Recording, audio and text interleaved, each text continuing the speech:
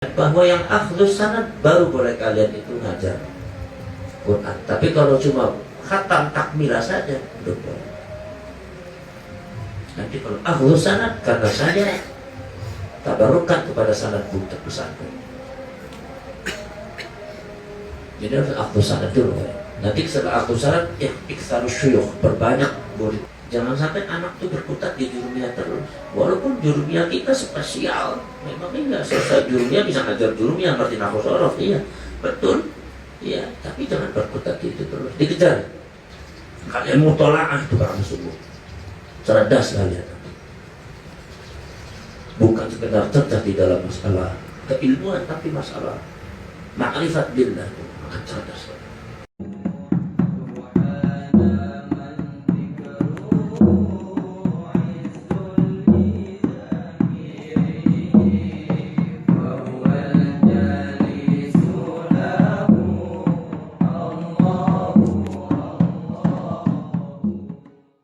Nanti pengajian tafsir nanti saya tutup hari Sabtu.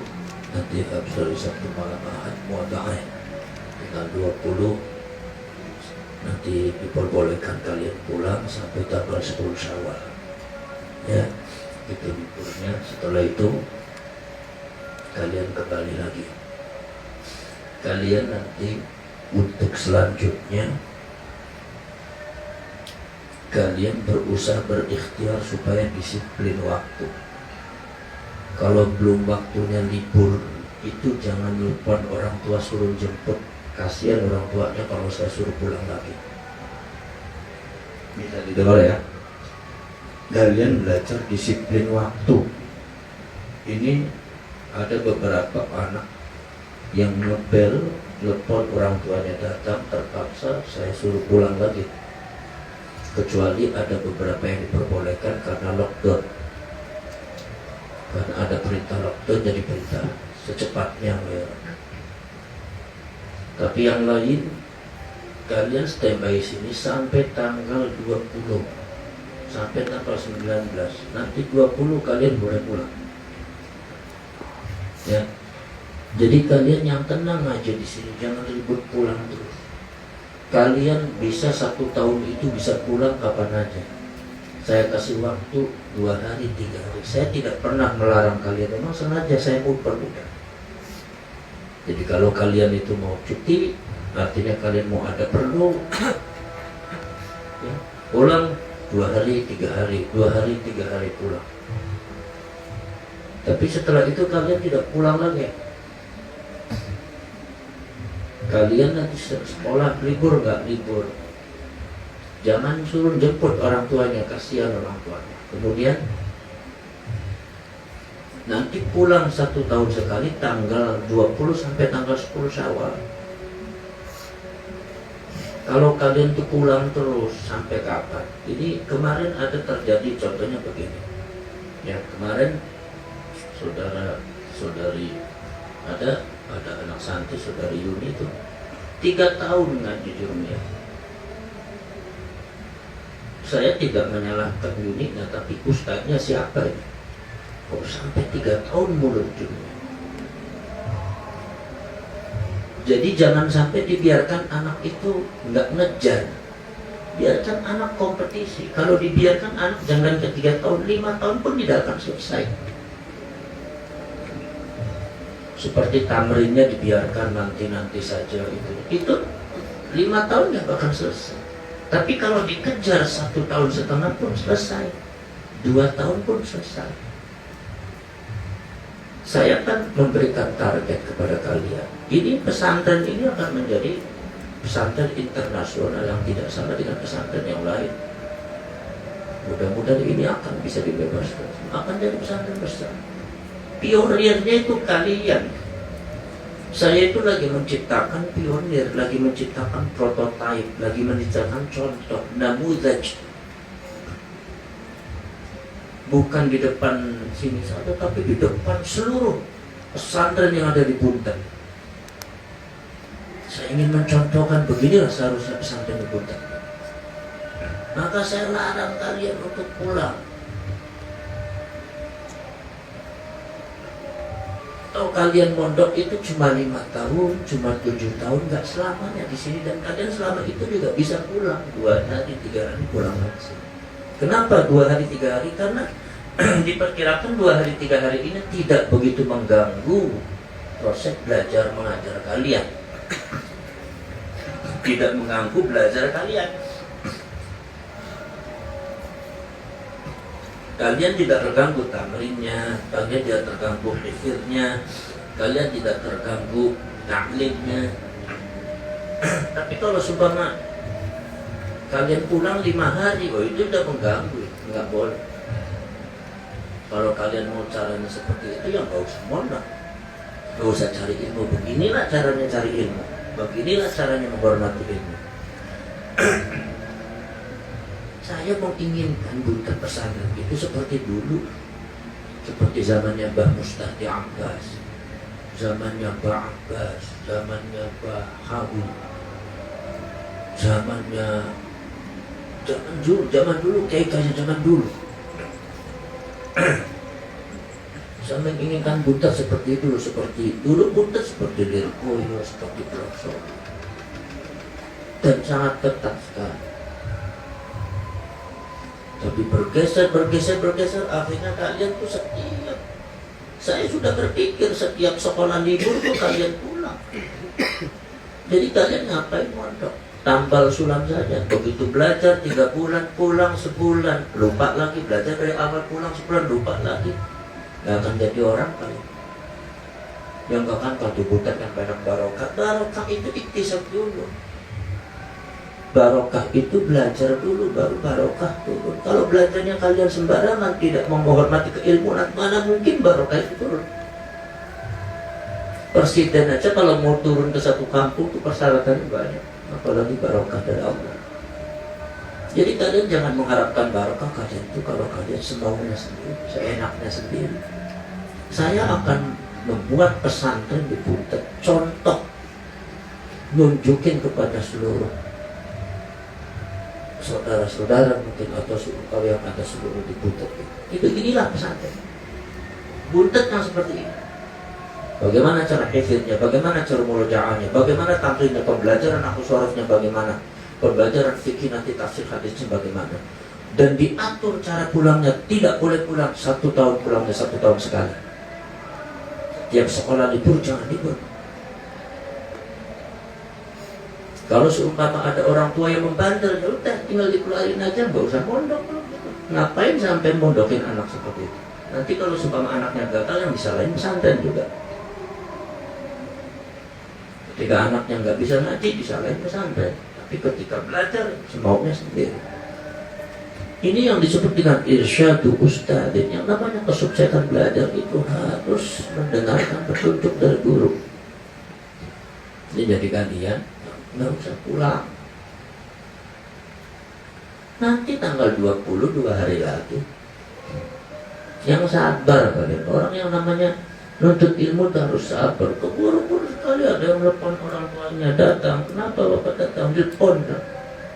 Ngapain kalian telepon orang tua? Kasihan orang tua datang, pada akhirnya sampai di sini suruh pulang lagi. Jadi jangan, biar nunggu sampai tanggal 20 nanti. Tanggal sampai batas terakhir. Kita hidup berusaha belajar jadi jamaah, ya, belajar jadi jamaah supaya kalian secara jam'iyah itu nizamnya bisa tersusun dengan rapi, bisa teraplikasikan dengan rapi. Belajar jadi bareng, ketika pulang bareng, ketika jangan pulang gitu. Jangan belum pulang usul. Ya Allah, apalagi itu orang tuanya pulang nangis lagi, lapor sendiri, nangis sendiri. Kalian tuh gimana orang kayak gitu? Ini sangat tidak baik sekali contoh seandainya seperti ini. Dan pada akhirnya nanti kelak, nanti kalau kamu menjadi pemimpin, nanti pemimpin nggak baik.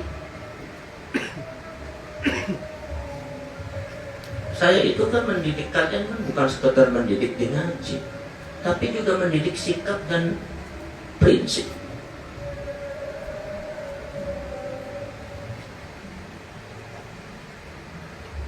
Contoh kemarin saya memerintahkan. Saya kalau merintahkan seseorang itu saya perhatikan, karena itu bagian daripada pendidikan.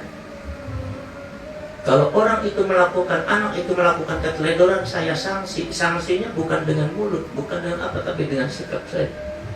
Sehingga anak itu akan merubah dirinya. Walaupun enggak kentara, enggak kelihatan, tapi anak terasa. Supaya seumpama, kemarin ada saya menyuruh anak, yaitu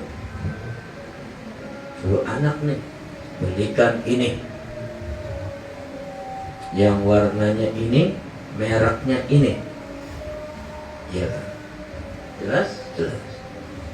Apa warnanya? Ini. Mereknya ini. Jelas, ayo. Begitu datang, warnanya beda, mereknya beda. Saya begitu lihat di kamar, waduh, kaget saya. Kenapa kaget? Ini anak semacam ini kalau dibiarkan sangat berbahaya bagi masyarakat.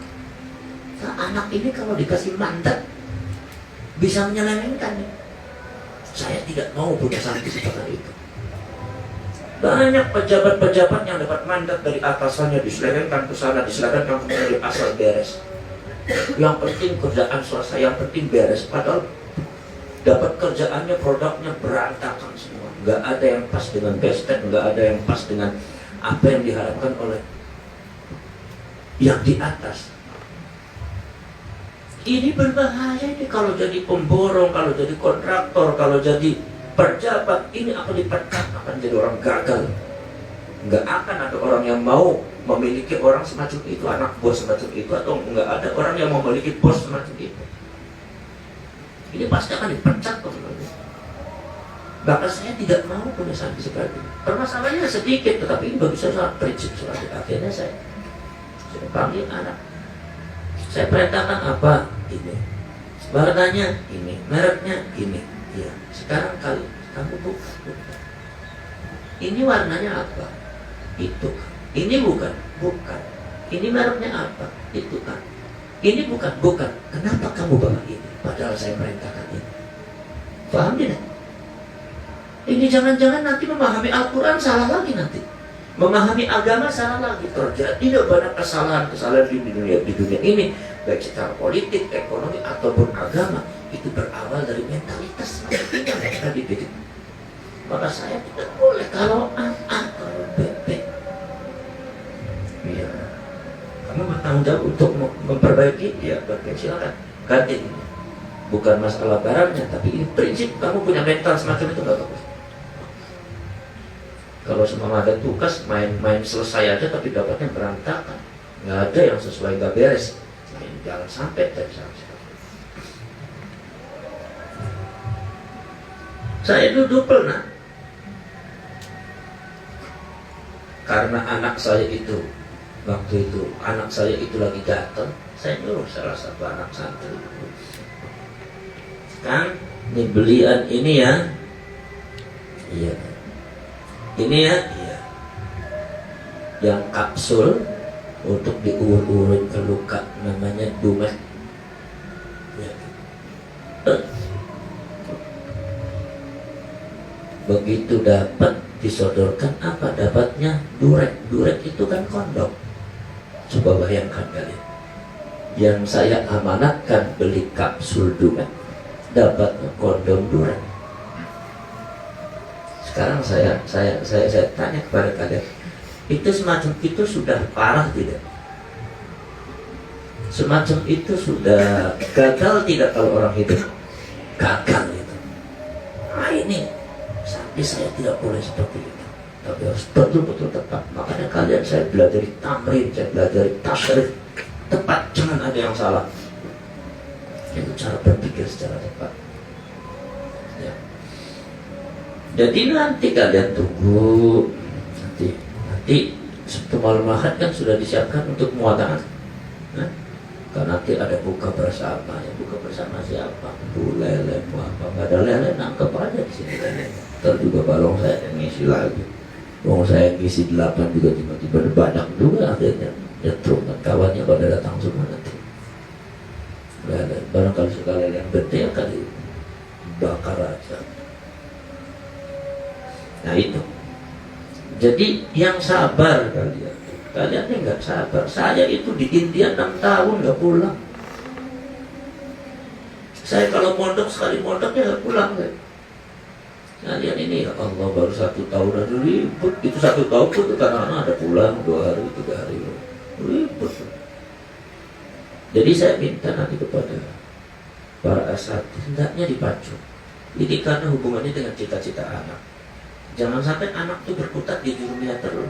Walaupun jurumiyah kita spesial, memang iya selesai jurumiyah bisa ngajar jurumiyah ngerti nahwu sorof, iya betul, iya. Tapi jangan berkutat di itu terus, dikejar.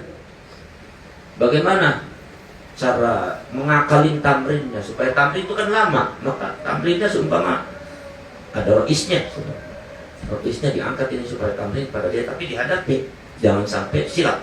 Supaya dapatnya hasilnya nggak begitu beda, gantian itu. Seumpama saya ini ngajar nih, yang unggul di antaranya siapa? Yang unggul di antaranya cuma Faiz, yang bilang saya Bang Aldi. Nanti anak-anak suruh tampil ke Bang Aldi, suruh tampil Faiz. Nanti yang Faiz tampil ke Faiz siapa? Seumpama Azam, kemudian juga Hafni ke Bang Aldi ya. Nanti gantian, nanti yang lain ke Faiz, yang lain ke Bang Aldi, Hafni dengan Azamnya ke saya. Jadi gantian ke saya, gantian terus. Itu akan selesai. 48 anak pun selesai. Jangan kan cuma 5-10 anak. Asal ini yang dipakai otak, yang dipakai dengan tenaga dipakai. Paham kan? Jadi nanti, tapi saya lihat itu sudah kelas-kelas yang terakhir, kelasnya Aufa dengan kelasnya Audrey dengan kelas itu udah agak bagus, udah cepat itu. Tiba-tiba sudah sekelas sampai sekarang, sudah sampai begini. Itu sudah cepat. Nah itu caranya dipakai seperti itu. Kalian itu kalau menghafalkan jurumiyah itu jangan sampai kalian itu mikir, tapi ala dhahril qalbi, sudah di atas qalb. Kalian kalau bicara mikir enggak? Apa bahasa ini itu apa, kalau ini artinya apa, kalau ini bahasa enggak mikir kalau ya kan? Kalian mau ngomong pun kalian enggak pernah lihat kamus Jawa. Saya tadi pergi ke sini, tak pernah bisa berdoa asal, orang beli asal, gimana bukannya di sini, dan itu nggak pernah. Dan itu jurumiyah pun harus seperti itu. Sambil jalan, itu udah di sini. Jurumiyah harus seperti itu. Kemudian juga apa definisinya nggak pernah jangan silat. Tamrinnya guru kalau ditanya, jangan tahu semua tidak. Ini namanya belum hafal. Jadi waktu menghafalkan sebelum tamrin kalian sudah menghafalkan pagi dengan siang. Jangan sampai tadi tuh ada apa? Itu tanya ini masih aku seperti ini. Ini masih belum apa. Apa kayak suara motor. Itu kesempatan yang paling baik untuk kalian belajar dan mengasah otak kalian supaya cerdas pada subuh. Dan kalau pada subuh kalian hafalkan itu, kalian baca itu, kalian mutolaah itu pada subuh, cerdas kalian. Bukan sekedar cerdas di dalam masalah keilmuan, tapi masalah ma'rifat billah itu akan cerdas. Pada subuh itu kan bisa mencerdaskan. Kalau anak pengen cerdas otaknya pada subuh baca kalau sambil teriaknya jangan kayak orang marah, enggak usah terlalu itu.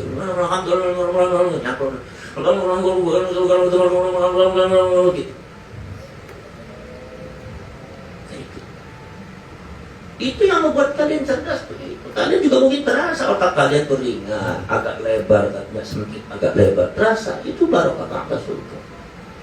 Kalau seumpama subuhnya kalian nggak bangun, bebel nanti kalian, nggak ngapal-apal, nggak ngerti nanti. Jadi ini mau dicetak. Ada beberapa orang yang datang kepada saya pakai. Saya baru melihat pesantren seperti ini. Pesantren di sini semuanya pintar, Pak. Pinter bagaimana yang nggak ada yang berbeda. Nggak pakai saya lihat pinter semua anak nggak ada. Gimana ini bisa semua. Tapi kan itu ya kalau daftar itu harus ada rankingnya, harus ada syaratnya supaya IQ-nya sekian, yang cerdas saja. Yang bodoh-bodoh berarti nggak diterima. Bukan seperti itu. Semuanya ditampung, tapi nanti terfilter dengan sendirinya. Kalau anak itu nggak mampu, otaknya kurang cerdas, ya 3 bulan juga keluar sendiri. Itu akan terfilter dengan sendirinya, macam kayak di anak. Yang kecil-kecilnya keluar sendiri, yang sisa-sisanya nggak ada. Maka kalian bersyukur kalau kalian itu masih pondok di sini bisa keluar. Kalian sampai alfiah. Saya ingin ada anak putri, ada seorang perempuan yang bisa baca Fathul Mu'in, bisa baca kitab Ibnu Aqil, bisa baca tafsir Jalalain. Ini sudah ada bakat-bakatnya nih. Nanti orang-orang yang dekat seperti Wardah itu dekat, masih saudara kalau Wardah. Anggun itu dekat, atau yang pinter-pinter syukur, apalagi yang dekat-dekat kayak Audrey dengan Nadia itu adalah dengan lain siapa lagi. Itu harus pintar sebab nanti akan jadi ustadzah di sini. Mungkin juga kalian yang pintar-pintar akan saya larang nanti, ya suruh nyari suami di sini nanti mondok sih. Kalian itu sebab apa, mencetak semacam itu sulit. Saya sendiri kalau suruh mencetak lagi seperti itu ya sulit. Kalau saya sendiri udah gak ada waktu. Kalau saya dulu keras, tanya sama Pak Masurul itu. Pak Masurul kalau sabar sama saya nangis dia. Tanya tuh sama Bang Mamet, Bang Faisal, gimana kalau saya namri itu? Kalau saya namri itu jam 3 malam, subuh selesai, sholat subuh, tablik tulisnya ada jam 8 pagi saya. Jam 11 sampai jam 4 malam. Semuanya saya tampil dari awal. Anak kasih waktu seminggu untuk ini, seminggu. Makanya 48 anak itu brojol semua, keluar semua. Yang tersisa yang lulus pada saya tinggal berapa? 7 orang, paling 6 orang, 7 orang itu yang lulus. Tapi 7 orang itu bisa menciptakan peradaban persahabatan. Daripada banyak nanti gak ngerti apa-apa. Kalian ada kumpul semacam ini, dari siapa ilmunya? Dari Bang Masrur. Dari siapa ilmu? Dari Bang Faisal. Awalnya dari Bang Ahmed. Awalnya dari situ, dari Pak Ibnu, dari orang-orang awal saya. Turunlah dari Bang Masruri, Bang Faisal, Bang Gojid. Itu turunlah semacam Bang Salman, Bang Aldi, Pak Ibnu. Turun lagi, turun. Asal metodenya terus dipertahankan sama, dapatnya sama semua. Tidak begitu jauh daripada apa yang diajarkan oleh saya. Terus jangan berubah. Dan ini sistem begini tidak akan bisa dilaksanakan kecuali di sini, karena di sini nggak boleh pulang. 1 tahun sekali pulangnya. Karena apa? Kalian ini mondok nyari ilmu yang prihatin kalian. Jangan saya namanya. Ya, apalagi nanti semacam Hafni itu harus bisa baca tafsir Jalalain. Nggak ada salahnya baca aja tafsir Jalalain nanti di rumah atau barangkali nanti di sini. Saya kalau punya pesantren semua nanti saya batasi santri saya itu 2.000 orang, nggak boleh lebih dari 2.000. Nanti masing-masing kelas tafsir saya akan ada orangnya. Walaupun nanti qiraatul kitab tafsir selalu saya baca, sebut tafsir saya baca, tapi nanti akan saya tugaslah Hafni suruh baca tafsir Jalalain. Ini suruh baca tafsir Jalalain. Ada 2 orang sebelah sana tafsir Jalalain. Nah, di kelas jalan itu peradaban. Baru saya itu di dirosahnya Bukhari Muslim dan tafsir Jalalain sebagai panduan tafsir kita. Jadi harus bisa tafsir Jalalain. Jangan sampai wayak toko dibaca wayak tiku. Nanti kayak orang kafaru yukafiru kufran nanti akhirnya. Nah itu. Jadi itu peradabannya mulai saya bangun. Nanti saya sudah mendesain pondok pesantren saya. Pondok pesantren saya nanti bukan sekedar pondok pesantren agama, tapi ada skill. Skill itu maksudnya adalah yang kira-kira anak santri keluar bisa buat kerja, bukan nyari kerja, buat kerja. Perbengkelan, otomotif, farmasi, akademi kebidanan, itu akan ada nanti. Tapi kemudian juga pertanian ikan, pertanian agrobisnis, kemudian juga tentang masalah yang berkaitan dengan ya macam-macam. Jadi bukan teori, bukan ekonomi, politik, fisika, kimia, bukan itu teori. Ini praktek akan ada. Dan kalian pasal 1 nanti akan saya sediakan perpustakaan yang besar, ruangan-ruangan untuk ngaji nanti, seumpama pengajian tafsir, seumpama ba'da asar, itu ngaji semua tafsir semua. Yang satu oleh Ustaz Hafiz, yang satu oleh Ustaz Aldi, yang satu oleh Ustaz Salman, yang satu oleh Ustaz Faiz. Di sana tafsir Jalalain semua. Kalian mau pilih yang mana sih? Nah itu nanti apa namanya? Itu peradaban. Biar santri ini mau pengen ngaji yang di mana? Nanti saya sudah akan validitas, ada mic-nya semua tafsir Jalalain. Ini pengajian tafsir Jalalain. Nanti cara pengajian tafsir seperti itu nanti ditambah dengan tarikh sejarahnya. Pintar kalian.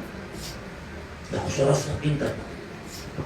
Sejarah pintar, hadisnya pintar. Nanti untuk hadis beda lagi. Jadi cara orang itu. Nanti setelah saya itu pegang hadis, nanti usul hadis saya buka. Begitu usul hadis saya buka, pesanannya yang baca usul hadis bukan saya. Yang baca usul tafsir bukan saya. Nanti yang baca usul hadis itu dia. Anak-anak santri. Kalian sudah jadi orang pintar, sudah jadi orang alim, kalian nanti bisa baca tafsir, usul tafsir. Nanti saya tafsirnya, hadisnya saya. Usul tafsirnya saya buka. Saya buka, mungkin sekali saja saya satu generasi saya buat usul tafsir, usul hadis ke sana, suruh ngajar usul tafsir, usul hadis. Ini maka kalian akan jadi orang alim, orang pintar. Mondoknya cukup 7,5 tahun atau 7 tahun, kalian sudah dapat tafsir. Maka jangan sampai 3 tahun itu cuma jurumiyah doang.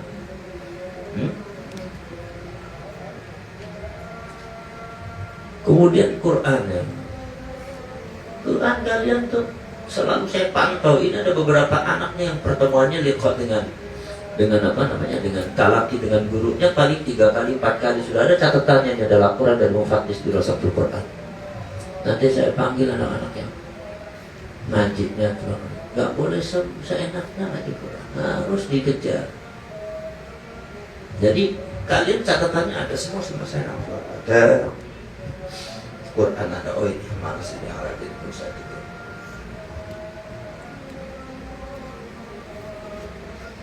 Dari mulai kalian itu peradabannya dari mulai juz amma, nama selanjutnya takmilah 30 juz sama Ustaz, nama selanjutnya akhlus sanad.